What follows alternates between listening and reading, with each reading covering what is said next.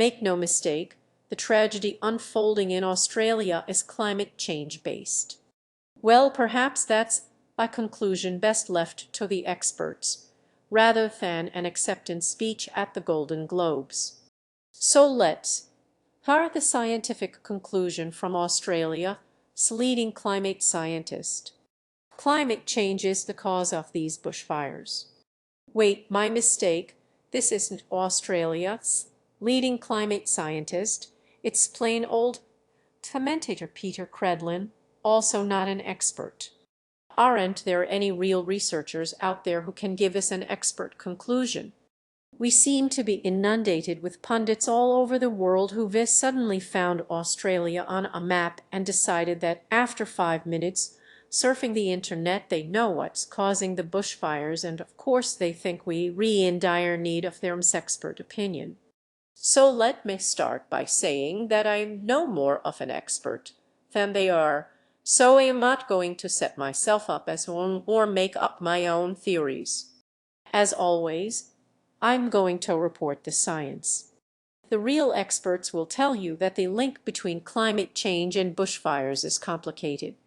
But let's look at this through the eyes of the amateurs and take a closer look at what the science says in response, starting with the excuse that we're not seeing anything new.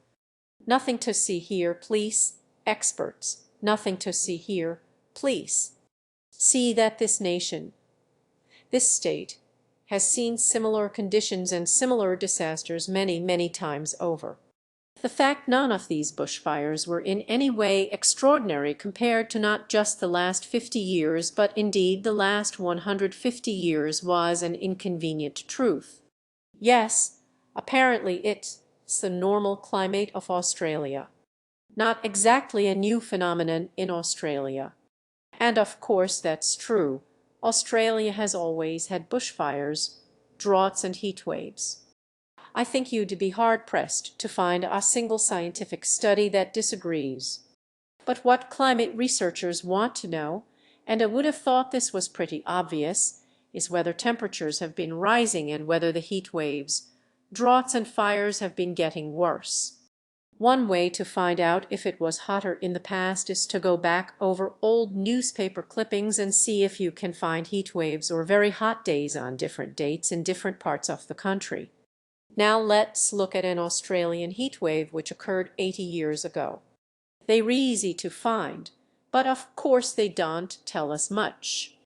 Australia is a huge continent, so cherry-picking a record temperature in one particular town doesn't tell you what's happening in the rest of the country or the rest of that year, let alone over several decades. That's why experts don't do it that way. They take national annual averages and build up a complete picture. And by including all the data, this is the complete picture, and right away you can see the obvious warming trend.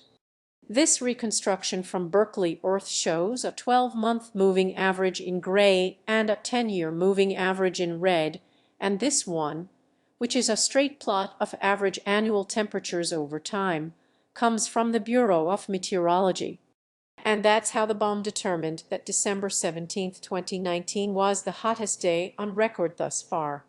So when BOM says it was the hottest day on record, what exactly does that mean?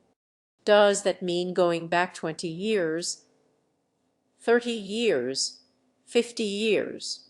Well, it means that the average temperature across the whole country, taking data from all the weather stations, shows that up to that time, December 17, 2019 was the hottest on record. And since the Bureau of Meteorology's records began in 1910, that means since 1910. Unless the BOM specifies otherwise. The Bureau of Meteorology is claiming that Australia's hottest day on record came on a day when Borek was 24 degrees below their all-time record maximum. That doesn't sound very credible to me. Yeah, but that's why this data analysis is best left to qualified professionals. A record high average doesn't mean that every single weather station has to hit a record high temperature on that day. It means that the average of all the weather stations is at a record high. Most will be below their individual all-time highs. That's especially true of Borek, which officially recorded Australia's hottest ever temperature of 51.7 degrees centigrade in 1909. The reading is thought to be a mistake, but even if it's accurate, Borek is very unlikely to match that record just because Australia's national average hits a record high. Climate doesn't work that way. It's a big continent, and on that particular day the southeast of Australia, including Borek, was influenced by a weather front in the Tasman Sea, and temperatures were mostly below average. Temperatures haven't been significantly higher either. In fact, during the years 1899 to 1901, average December mean maximum temperatures were well above 38 degrees. But why not read the caption on your own graph? This isn't the mean temperature for Australia. It's the data from just one weather station. Don't they teach the concept of averages in schools anymore? You have to look at the average annual temperature data, not just cherry-pick one place in 1 month that gives you the result you want.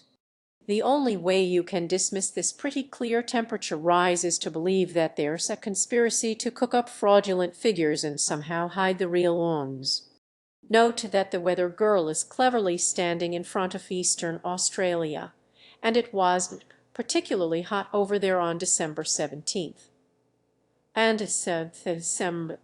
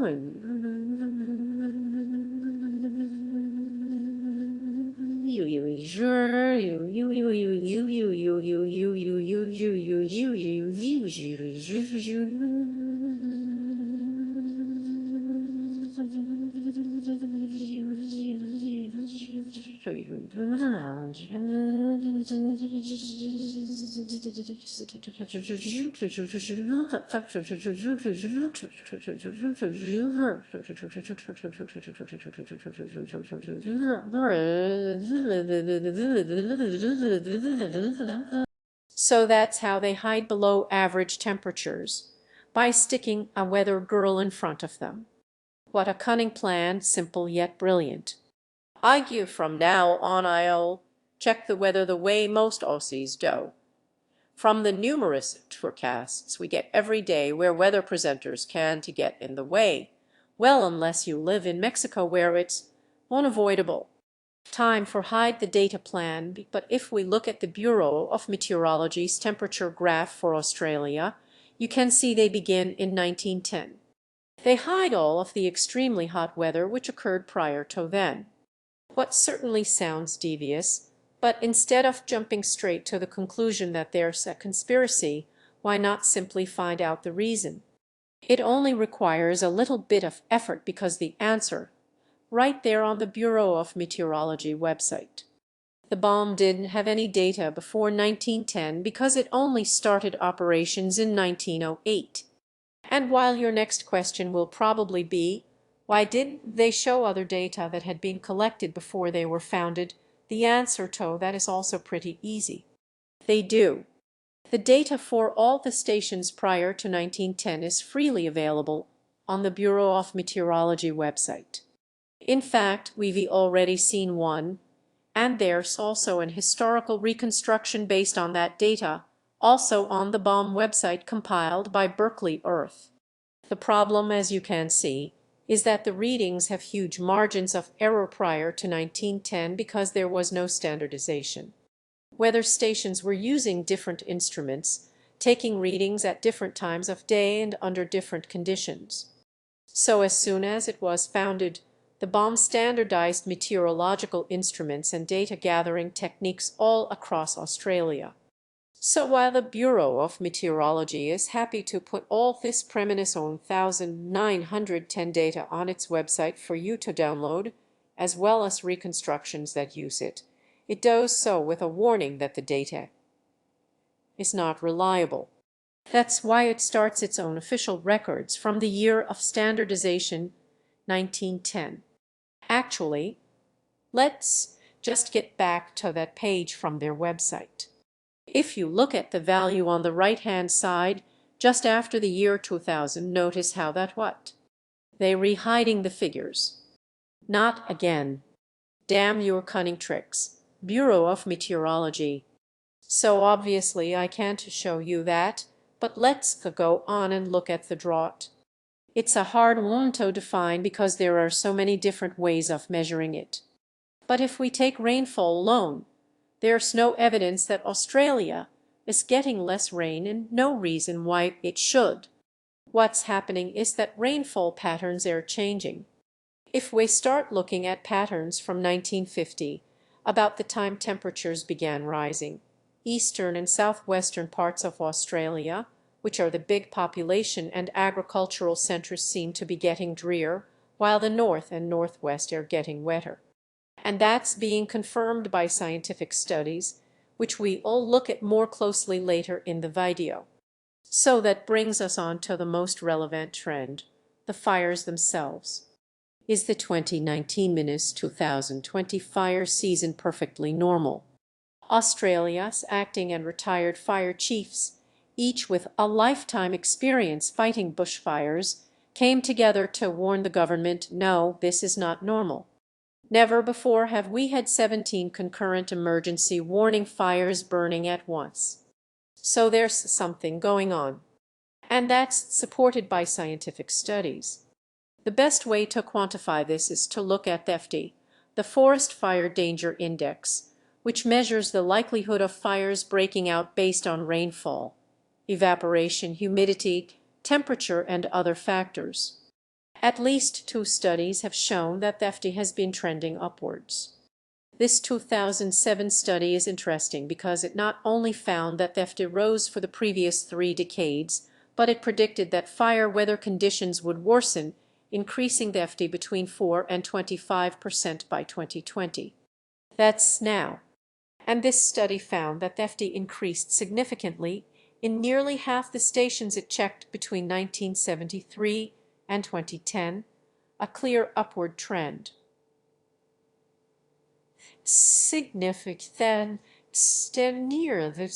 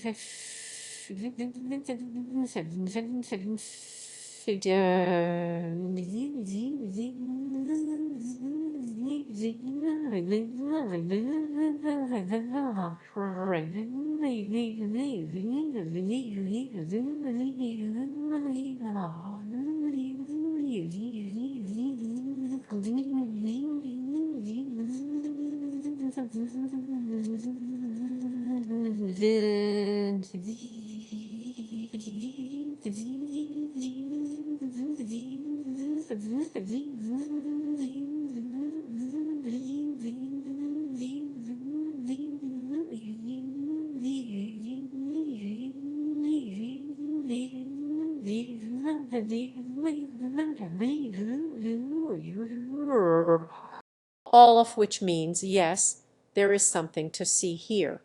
So the next excuse is, but it's not climate change, it's arsonists. So,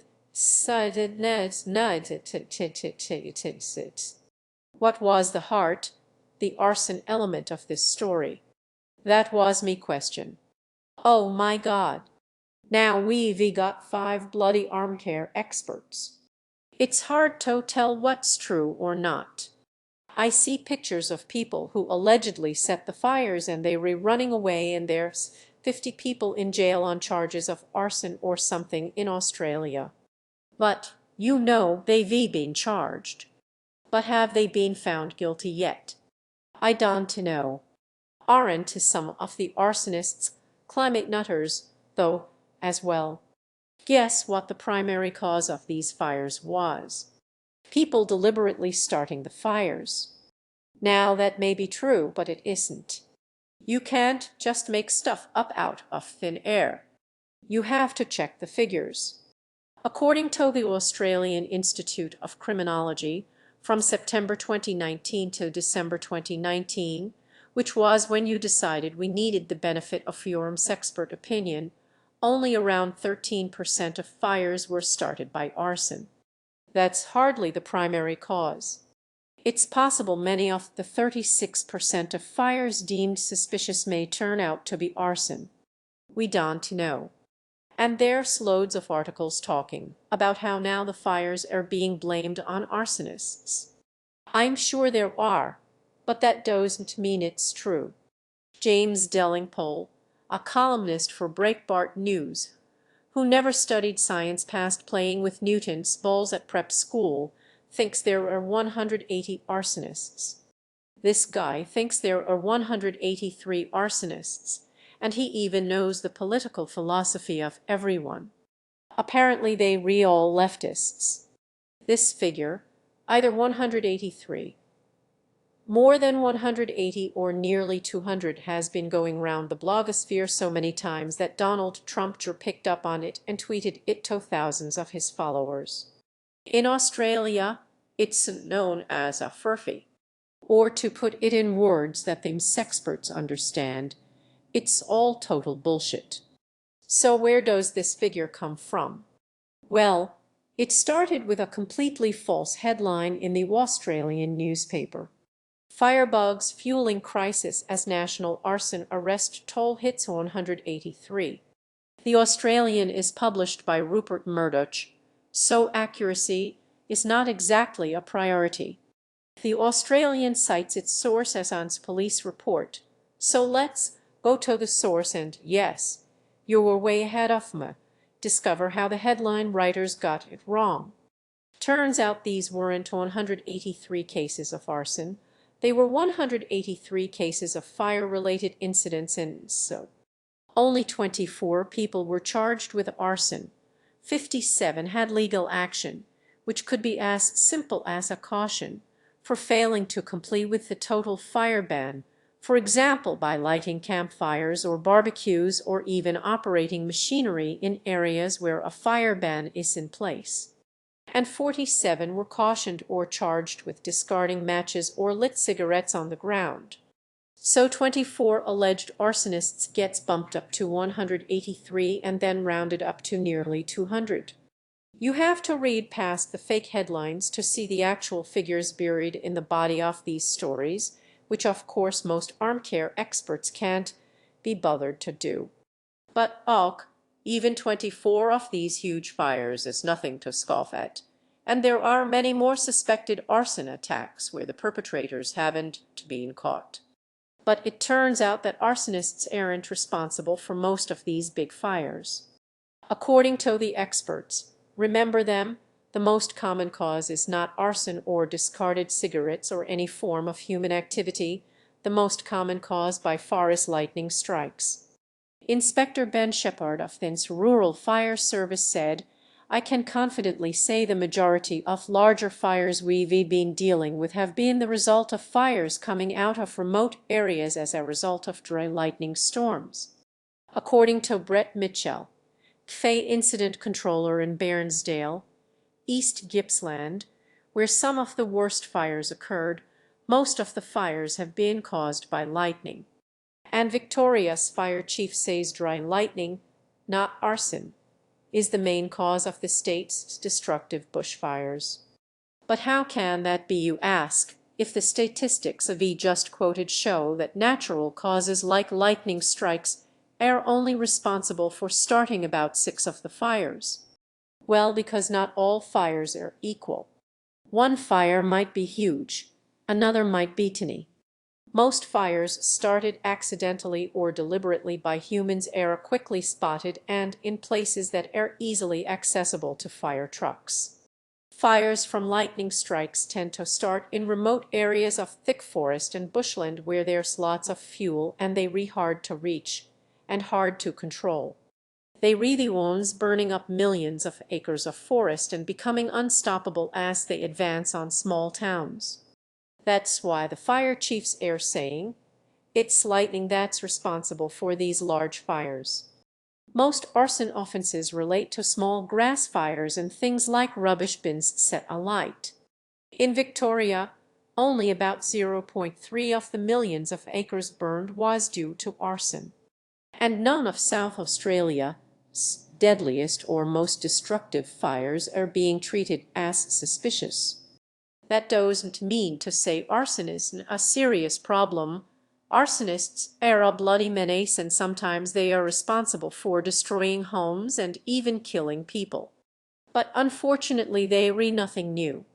What's different between this season and last season is not the sudden appearance of an army of arsonists, but a long period of drought, record high air temperature, and a higher forest fire danger index, which are all part of a growing trend. So when lightning strikes, these hot dry forests erupt in flame.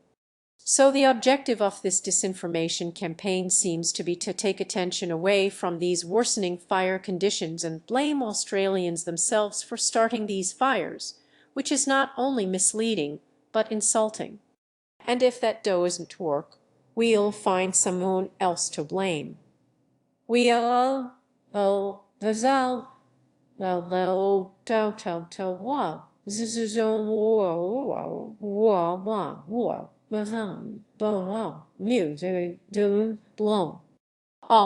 so who knows about this? Oh, I have something. I think you can guess this isn't going to turn out well.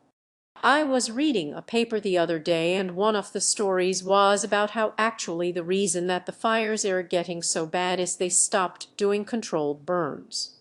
Yeah, that's a classic example of land management issue, isn't it? They not clearing the end of growth. They not doing controlled burns. Because green environmentalist policies have outlawed property owners doing controlled burns that create fire breaks to prevent inferno spreading. What's happening is radical left-wing environmentalists in Australia are stopping the country from conducting the controlled burns it needs to keep these wildfires from happening. Turns out he's referencing a Breitbart news op-ed by our old friend James Delingpole, the political commentator, and it got passed around the internet by everybody else. So let's inject a few facts into this maelstrom of ignominious ignorance. Firstly, the Green Party, which is pretty representative of the Greenies in Australia, supports prescribed burns. It says so in its manifesto. Secondly, the fire chiefs, and in case you've forgotten, they are the experts, not the palmy politicos, say this is not a problem they face. The single biggest impediment to completing hazard reduction burning is the weather. And with longer fire seasons, earlier starts and later finishes to fire seasons, like we've been experiencing over recent times, you get a shrinking window of opportunity for more favorable hazard reduction burning periods. And in that shrinking window you get the extremes of it can be too wet and too cold to effectively get hazard reduction burns done through to it being too hot and too dry and therefore too dangerous. Look, it's very clear, and any fire service will tell you that the windows for hazard reduction through the winter are getting narrower and narrower. Now, a slight lift in temperature overall, average temperature, means the extremes are more extreme. We can't light a burn and just let it run. Lighting a hazard reduction burn is complicated. It's resource hungry. It's risky. And the minute we see a burn lit, I end up getting inundated with claims for people wanting us to pay for their shade cloth on their greenhouse. The suntop on their back pergola has now got embers that have landed on it. So there's so many ramifications that come from prescribed burning. Hazard reduction has a place and is a valuable tool for day-to-day fires for normal seasons. But when you've got a really tough season, when you've got awful fire weather conditions, so when you're running fires under severe extreme or worse conditions, hazard reduction has very little effect at all on fire sprayed. It's only when the conditions back off a little bit, generally speaking overnight, or when the severe extreme or catastrophic conditions get right back to, say, very high, that you've actually got some prospect of slowing the fire sprayed.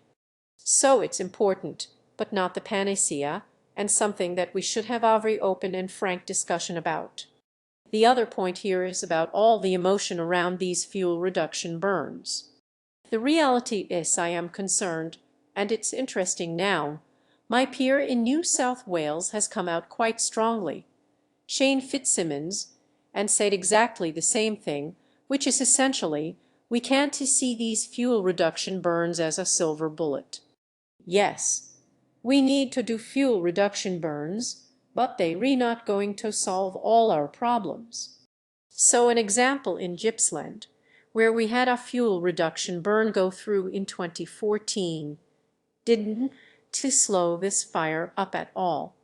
And I can say, in any given year, of all the burns that we've got ready to go,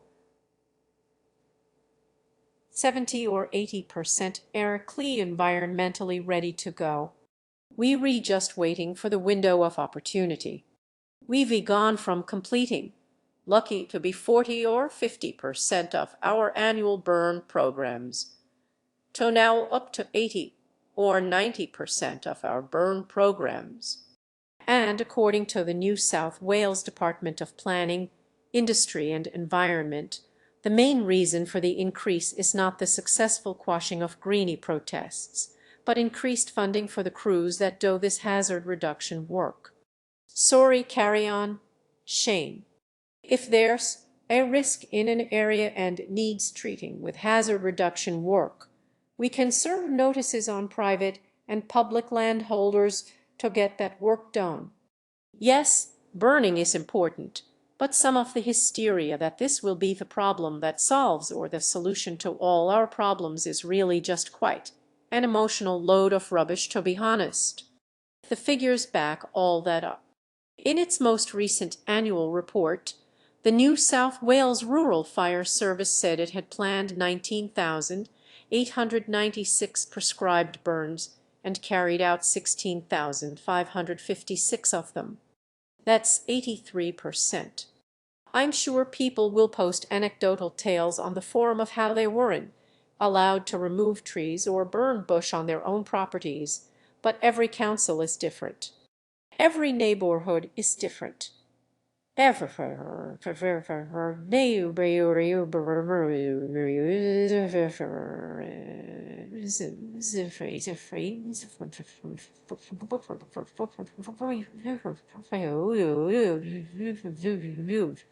This is the view from my backyard.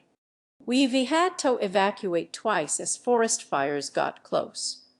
So I'd love to do a prescribed burn every couple of years in our wooded area that backs onto a national forest, or have the fire service come in and do it. But even if conditions were right during the short time period available between ever-lengthening fire seasons, the biggest objections would come from me neighbors. Not because they were greenies, but because they were worried that a prescribed burn might get out of control and destroy their $500,000 houses. That does happen, regardless of individual cases, What these trained and experienced fire chiefs are explaining is the overall picture of the difficulties they face in carrying out prescribed burns, the success they've had despite these difficulties, the increased rates of hazard reduction, the fact that these prescribed burns aren't a panacea anyway, and their frustration at the way armchair critics are getting emotional over the issue rather than looking at the facts. And when the blame game runs out, it's finally time to face the question of whether climate change might be contributing to this. If you read into science and facts, you have to accept that the nation's most preeminent experts say there's no direct link between this drought and climate change. There's no long-term drying trend.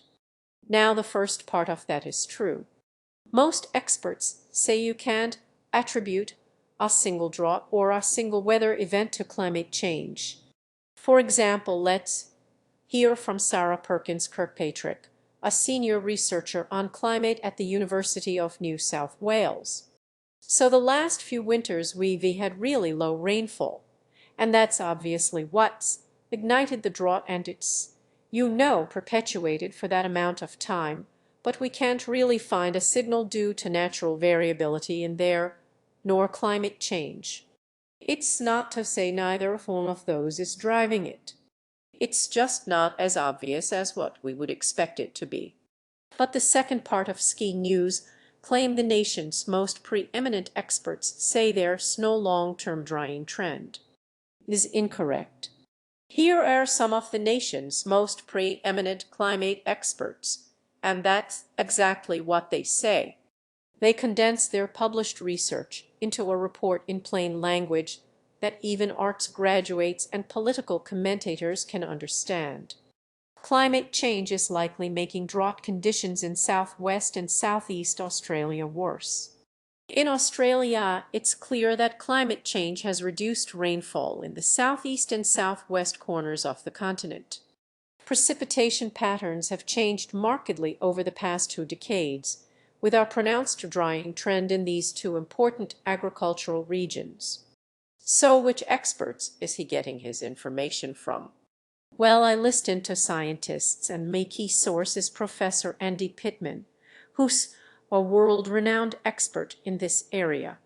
Well, maybe you are either not listening to Drew Pittman or you don't understand his research.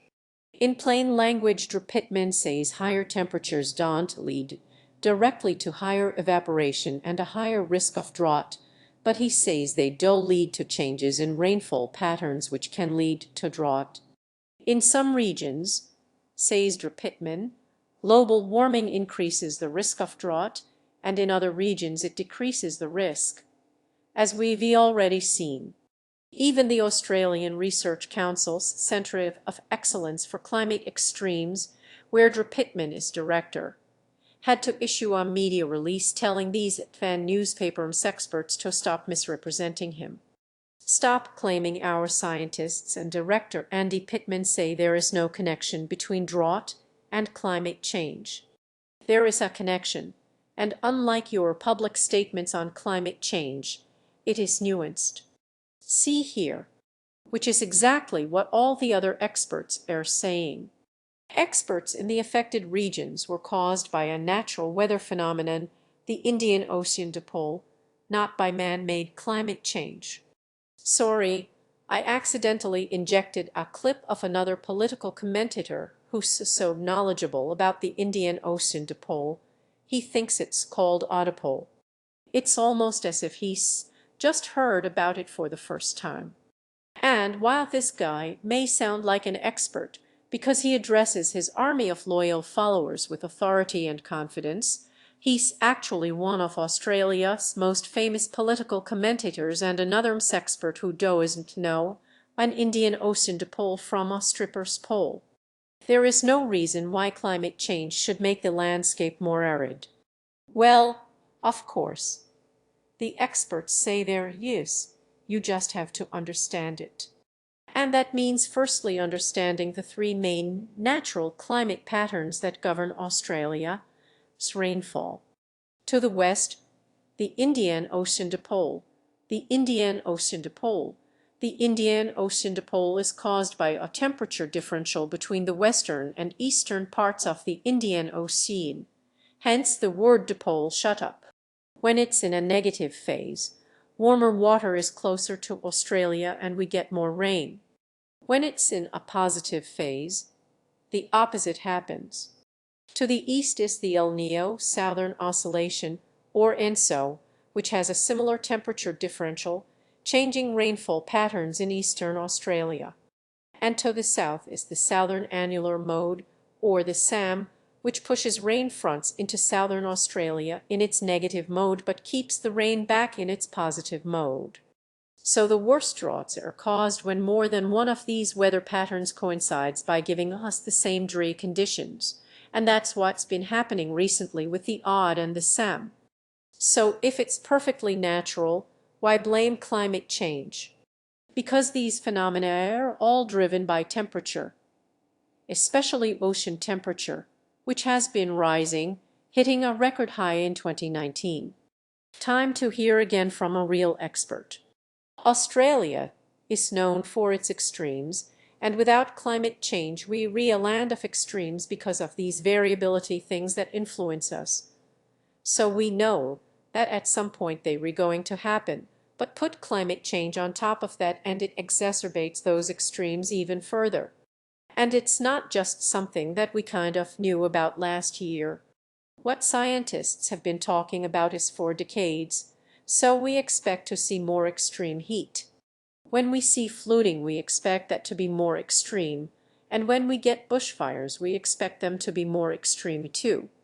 And especially over eastern Australia, over some parts of Australia there's not really much of a signal, but over the southeast, longer fire seasons and more intense fires are conducive with climate change. So what the experts are saying is that these are natural phenomena. They what's driven Australian heat waves, droughts and bushfires in the past. But in the last few decades they've been happening on a rising platform of global temperature, which means that every weather event is more accentuated from droughts and heat waves to rainfall than floods. Studies have shown the influence of global warming on these natural phenomena. Back in 2009, this study laid the blame for recent droughts on a positive Indian Ocean dipole exacerbated by rising temperatures. In the same year, this paper concluded that the Indian Ocean dipole index has been increasing along with regional temperatures and concluded that climate change will increase the occurrence of positive yacht events. Those are the ones that cause drought. So if scientists are pointing the finger at climate change not as a cause but as an amplifier of natural causes, making heat waves, droughts and bushfires worse, what excuses are left to ignore it? Well, it's the old thoughts and prayers excuse. Now is not the time to talk about it. My only thoughts today are with those who have lost their lives. I certainly don't think it's appropriate to get into a political argument.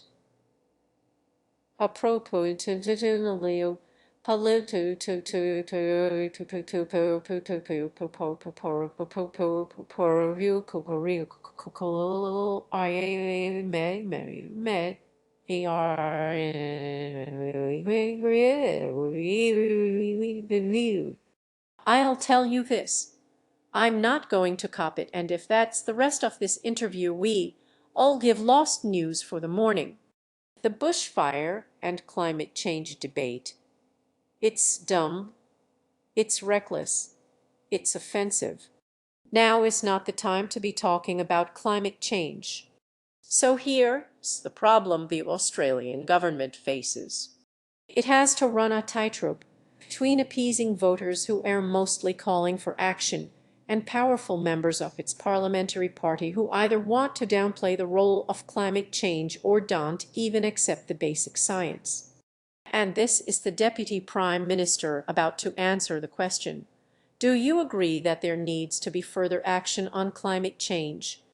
Now the answer is either yes or no, and saying no to taking action is never a good political move, but if he says yes, He knows the follow-up question is going to be, "Och, what sort of further action will you take?" When a politician knows an uncomfortable follow-up question is coming, he'll stall it at all costs by droning on at length about other topics without pausing for a breath, so the reporters have no chance of interrupting to ask the question again. Let's watch the masterclass in how that's done. There's been a lot of hysteria around climate change. Climate change isn't the only factor that has caused these fires. There's been dry lightning strikes, there's been self-combusting piles of manure, there's been a lot of arsonists out there. I'll throw in the arsonist excuse. Good. You can use up to a minute on that. Somebody who is deliberately lighting a fire to cause mischief indeed, potentially property damage and even death, should be dobbed into Crime Stoppers on 1800-333-0. And if somebody sees a fire, the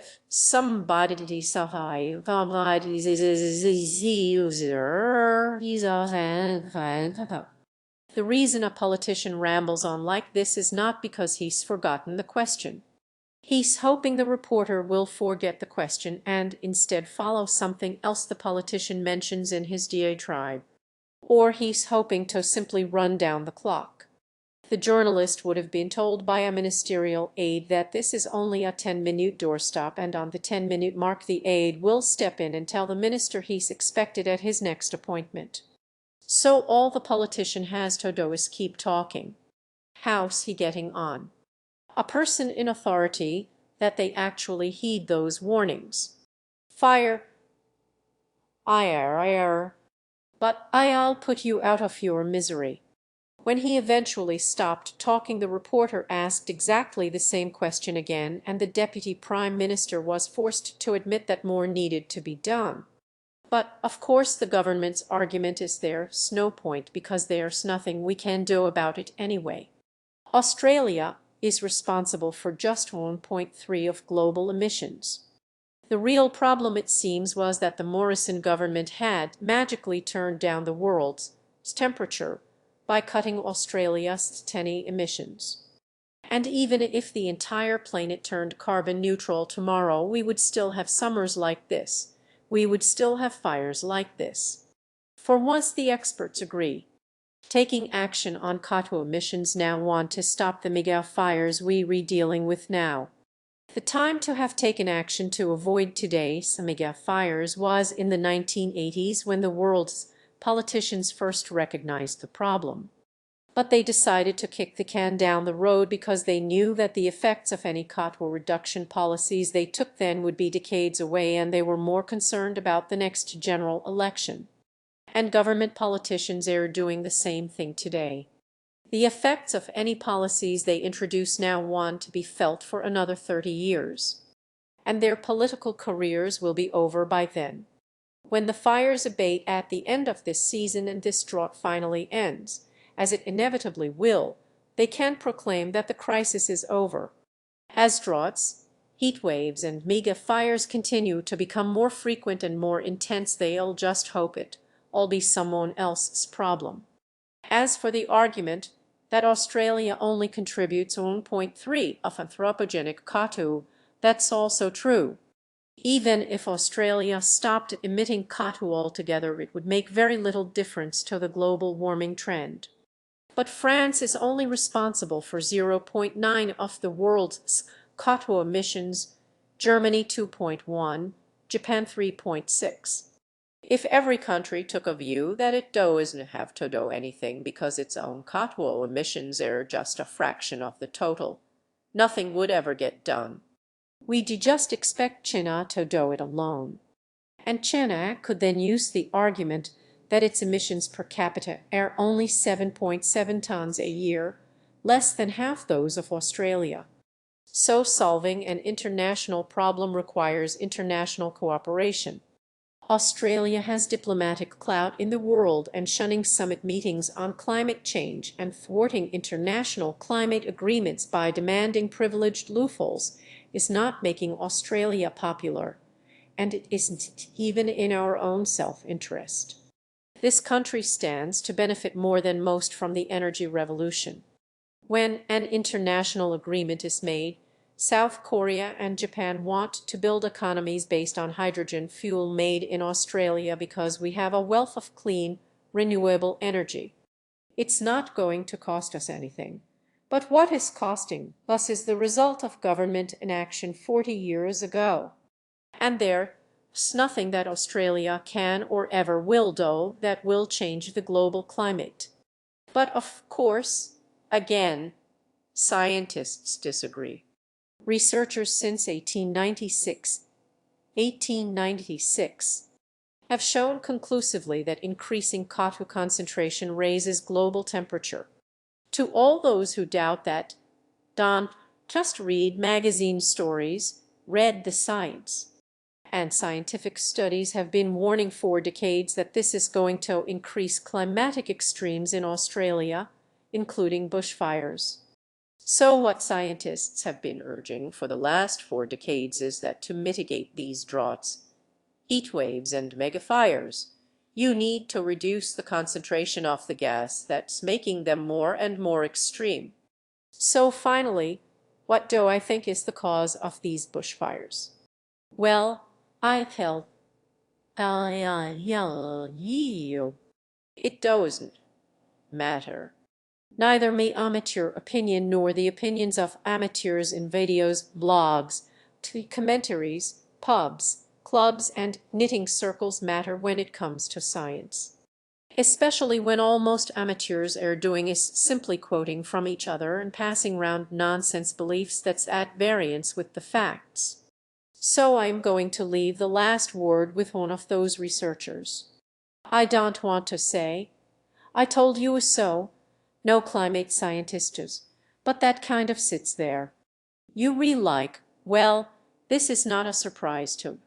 It's a still utterly devastating, and it breaks my heart to see me country on fire. It really does. It was just a matter of time when this perfect storm happened. And the thing is, as we move further into the future, and the climate warms even more, what's going to happen then? Sure, climate variability will have a role. It always has a role. But if it's 2 or 3 degrees hotter, not just 1 degree hotter, how bad can it really get? And I guess that's what concerns me the most. Not how bad it is now, but how bad it will be in the future.